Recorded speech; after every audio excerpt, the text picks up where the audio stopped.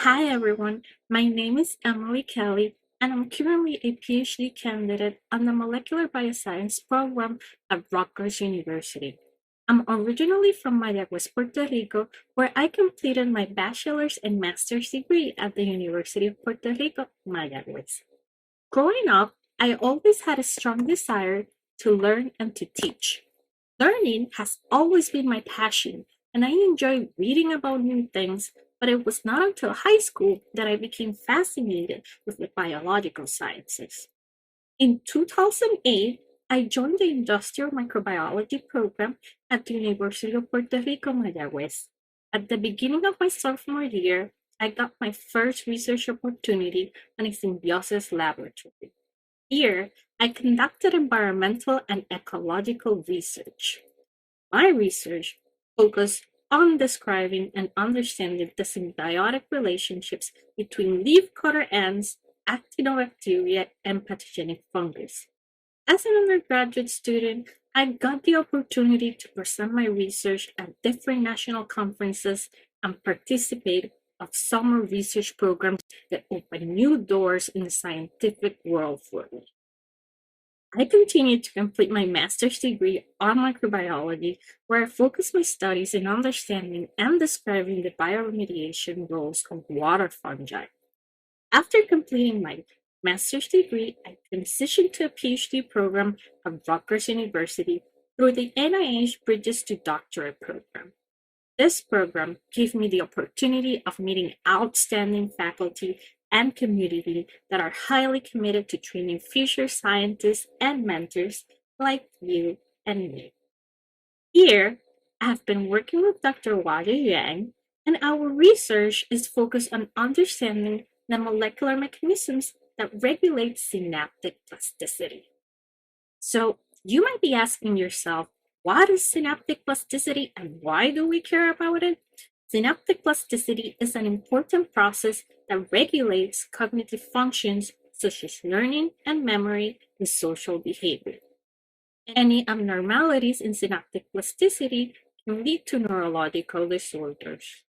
The way neurons connect and communicate with each other is important because it plays a role in cognitive functions such as learning, memory, and social behavior.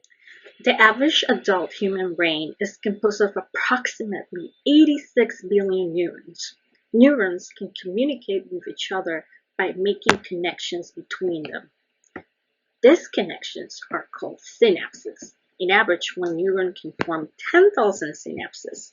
And there are two types of synapses: inhibitory synapses that occur mostly on the cell body and dendrites, and excitatory synapses that mainly occur at the dendritic spines of the receiving neuron. Neurons communicate with each other by sending an electrical signal along the axon to the neighboring neuron, which will receive it at the dendritic spines.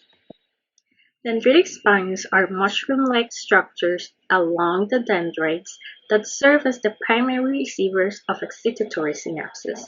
Spines are highly compartmentalized and dynamic structures that can constantly be changing in size, shape, and volume.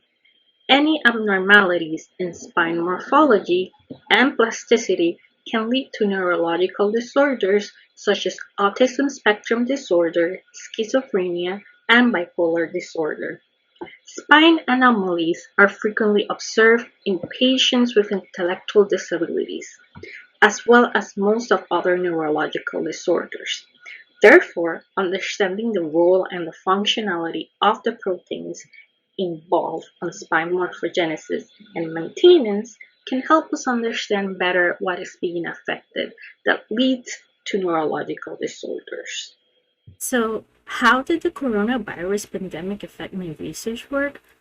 While we mainly work with mice in our laboratory, so during the pandemic, we had to suspend all the experiments that we had with our mice, and we had to keep the colonies of mice to the bare minimum. Since I was not able to do lab work, I spent most of my time at home analyzing the data that I had already gathered. Now, we're able to go back to lab, and we do so by following the necessary health precautions such as wearing a mask, washing our hands, and keeping 6 feet of distance from others. Now that I have been able to go back to lab, I have restarted my experiments with the mice. Thank you for watching this video and stay safe.